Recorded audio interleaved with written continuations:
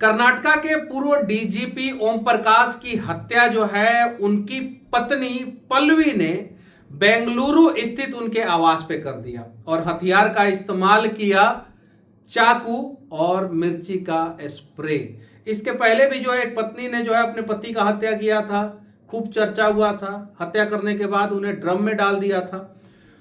उसके बाद से जो है एक और विषकन्या जो है मेरठ से सामने आई, जिसने अपने पति का हत्या कर दिया और गला दबा के हत्या करने के बाद जो है दुनिया को ये पता ना चल सके, इसलिए जो है उसको जो है सांप ला के जो है 10 जगह से कटवा दिया। अब जो है पूर्व डीजीपी, अब जरा सोचिए, 1981 बैच के आईएएस अधिकारी, बिहार के बगहा के रहने वाले, 2015 से 17 तक कर्नाटका के जो है 2 साल तक जो है डीजीपी रहते हैं और उनकी पत्नी पल्लवी जो है उनकी हत्या कर देती है। डीजीपी के जो है बेटा, उन्होंने साफ साफ कर दिया है कि डीजीपी साहब की हत्या जो है डीजीपी साहब की पत्नी और डीजीपी साहब की बेटी ने मिलके किया है। ये तो जांच का विषय है कि आखिर इनकी हत्या कौन की है, लेकिन अभी जो है डीजीपी साहब की पत्नी जो है गिरफ्तार है, जिनका नाम पल्लवी है, और वो ये आरोप लगा रही हैं कि डीजीपी साहब जो है घरेलू हिंसा करते थे। इसीलिए मैं कह रहा हूं ना कि पहले ड्रम, उसके बाद से सांप और अब मिर्ची पाउडर का इस्तेमाल और चाकू का इस्तेमाल करते हुए पूर्व डीजीपी भी अगर सुरक्षित नहीं है तो पुरुष प्रोटेक्शन एक्ट जो है सरकार को लाना चाहिए। महिला आयोग की तरह पुरुष आयोग भी सरकार को लाना चाहिए। देखिए, इतने बड़े अधिकारी, उस अधिकारी के बारे में जो है जो कर्नाटका के वर्तमान गृह मंत्री हैं, उन्होंने क्या कहा, उस समय भी जो है वो कर्नाटका के ही गृह मंत्री थे। हमें इंतजार करना होगा 2015 में जब मैं गृह मंत्री था, तब उन्होंने, यानी ओम प्रकाश जो हैं पूर्व डीजीपी, मेरे साथ काम किया था। वो अच्छे अधिकारी और अच्छे इंसान थे। ऐसा नहीं होना चाहिए था। जांच में सब कुछ सामने आ जाएगा। ये दैनिक भास्कर का आप देख सकते हैं, ये दैनिक भास्कर का रिपोर्ट है और इसमें जो है साफ साफ जो है पूर्व जो डीजीपी साहब हैं उनके बारे में जो है कर्नाटका के जो है गृह मंत्री क्या कह रहे हैं। कड़क अधिकारी थे, बहुत कड़क थे और ईमानदार अधिकारी थे। बिहार के पश्चिमी चंपारण जिले के, यानी जिस जिला का मैं हूं उसी जिला के बगहा शहर के रहने वाले ये पूर्व डीजीपी साहब थे और ईमानदार छवि के थे, कड़क अधिकारी थे। जब ये डीजीपी थे उस समय जो है लॉ एंड ऑर्डर पे इन्होंने जबरदस्त कर्नाटका में काम किया था। अभी जो है इनके घर पे जो है पुलिस आ रही है, जांच कर रही है। पत्नी ने जब इनकी हत्या की, यानी जो पल्लवी है, जब पूर्व डीजीपी साहब की हत्या की तो उन्होंने एक आईपीएस अधिकारी की पत्नी को फोन किया। पहले तो मैसेज किया कि मैंने उसे मार दिया, उसके बाद से फोन किया, वीडियो कॉल किया और वीडियो कॉल करके जो है उन्होंने बोला कि मैंने उस राक्षस को खत्म कर दिया। यानी डीजीपी साहब की पत्नी जिस डीजीपी साहब को मारा है वो डीजीपी साहब को राक्षस कहती थी। और जब इनकी हत्या हुई उस समय जो है डीजीपी साहब की पत्नी और डीजीपी साहब की बेटी, सिर्फ और सिर्फ 2 ही लोग उस घर में थे।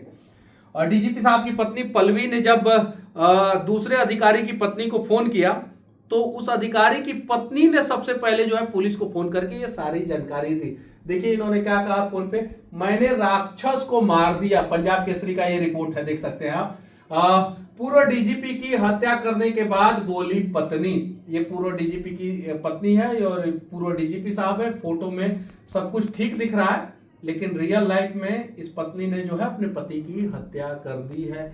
यही है वो पूर्व डीजीपी साहब जो बिहार के बगहा के रहने वाले थे। अब आखिर कौन है सुरक्षित? पहले जो है सती प्रथा एक कानून होता था जिसके तहत जो है पत्नियों को जो है पति अगर मर गए तो उसके बाद से जो है उसी चिता पे जो है सती होना पड़ता था। राजा राम मोहन राय ने जो है इसका विरोध किया और इस कानून को जो है, इस नियम को जो है हटाया गया। इस पे जो है सरकार ने, अंग्रेजों ने उस समय कानून बनाया। आज जो है बहुत सारे, अगर जेल में आप चले जाएं वहाँ पे पता चलेगा कि बहुत सारे पत्नियों के वजह से जो है बहुत सारे पति जो है बेवजह दहेज उत्पीड़न जैसे केस में फंसे हुए हैं। लेकिन अगर देखा जाए तो इस देश में जो है 99% पत्नियां अच्छी हैं। वो जब पति के जीवन में आती है तो पति का पूरा जीवन बदल जाता है, उसे स्वर्ग से भी सुंदर कर देती है, घर की लक्ष्मी के रूप में हर वो काम करती है जिससे जो है पति की परेशानी दूर हो, बच्चों की परेशानी दूर हो।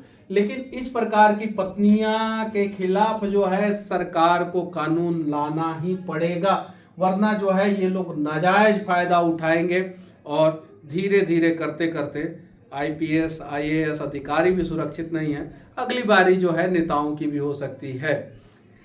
अब कुछ अखबार में जो है इनके बारे में जो छपा वो मैं दिखा देना चाहता हूँ। 1981 बैच के आईपीएस अधिकारी थे, रविवार को बेंगलुरु अपने आवास पे जो है ये थे और वहीं पे जो है मृत पाए गए। 3 मंजिला मकान है इनका, जमीन पे जो है खून से लथपथ इनका शव मिला। पुलिस सूत्रों के अनुसार तीखी नोकझोंक के बाद जो है उनकी पत्नी पल्लवी ने उनके चेहरे पे मिर्ची पाउडर फेंका और वो संभल पाते उसके पहले जो है पत्नी ने जो है चाकू से हमला कर दिया। जलन के कारण ओम प्रकाश इधर उधर भागने लगे, लेकिन पल्लवी ने उन पर बार बार चाकुओं से हमला किया और जगह पे वारदात जहां पे हुई वहीं पे इनकी मौत हो गई। प्रॉपर्टी को भी लेकर विवाद था, ये दैनिक भास्कर का रिपोर्ट है। प्रॉपर्टी को भी लेकर विवाद था। मीडिया रिपोर्ट के मुताबिक ओम प्रकाश और पत्नी पल्लवी के बीच में संपत्ति को लेकर भी विवाद था। ओम प्रकाश ने प्रॉपर्टी किसी रिश्तेदार को ट्रांसफर कर दी थी, इसके चलते जो है दोनों के बीच अक्सर झगड़ा और हाथापाई होते रहता था। पुलिस इस बात की भी जांच कर रही है कि हत्या में उनकी बेटी का कोई भूमिका है या नहीं है। बेंगलुरु के अतिरिक्त पुलिस आयुक्त विकास कुमार ने बताया कि पुलिस को रविवार शाम करीब 4 बजे रिटायर्ड अफसर की मौत की सूचना जो है मिली। प्रॉपर्टी का भी विवाद था, दैनिक भास्कर का रिपोर्ट है ये। देखिए उनके बेटे जो है कार्तिकेश की शिकायत पे जो है एफआईआर की गई है और कार्तिकेश ने संदेह जताया कि उनकी मां और बहन ने मिलकर पिता की हत्या की है। यानी डीजीपी साहब की हत्या जो है एक सिर्फ और सिर्फ डीजीपी साहब की पत्नी ने नहीं किया है, डीजीपी साहब की बेटी भी जो है इसमें शामिल है और विवाद जो है प्रॉपर्टी का है। क्या पता डीजीपी साहब ने जो है किसी और को प्रॉपर्टी ट्रांसफर कर दिया हो, बेटी नाराज होगी, मां नाराज होगी, इसलिए जो भी है ये चीजें हैं। अब देखिए ये धीरे धीरे कितना गंभीर मामला होते जा रहा है। आम आदमी तो इन वार से नहीं बच पाया, अब डीजीपी साहब लोग भी जो है पूर्व डीजीपी साहब लोग भी जो है इस प्रकार के खतरनाक वार से नहीं बच पा रहे हैं। इस पे चर्चा का गंभीर चर्चा होना चाहिए। सरकार को जो है इसके लिए कुछ कानून बनाना चाहिए, किस प्रकार से इस प्रकार की घटनाओं को रोका जाए, कैसे जो है ऐसी घटना जो है सामने ना आए, उसके लिए प्रयास किया जाए।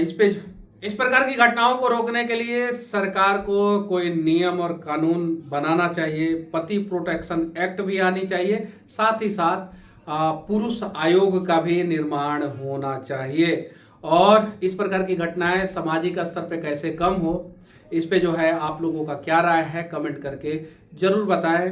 मैं फिर से कह देना चाहता हूं आप लोगों से कि इस देश में 99% नारियां ऐसी हैं जो घर को स्वर्ग बना देती हैं, लेकिन कुछ नारियां ऐसी हैं जो अपने पति के ही छाती पे चढ़ के जो है उनके सीने पे चाकू से वार कर देती है, तो कभी ड्रम के अंदर जो है उन्हें डाल देती है, कभी सांप से कटवा के उनको मार डालती है।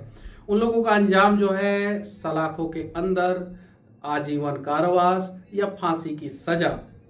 तो इसलिए आप लोग अगर अपनी से परेशान है या कोई पति अपनी पत्नी से परेशान है तो इस प्रकार के घटना को आप लोग अंजाम ना दें, शांति से जो है आप लोग जो है एक दूसरे से अलग हो जाए। बाकी मिलते हैं अगले वीडियो में किसी और मुद्दे के साथ, तब तक के लिए जय हिंद।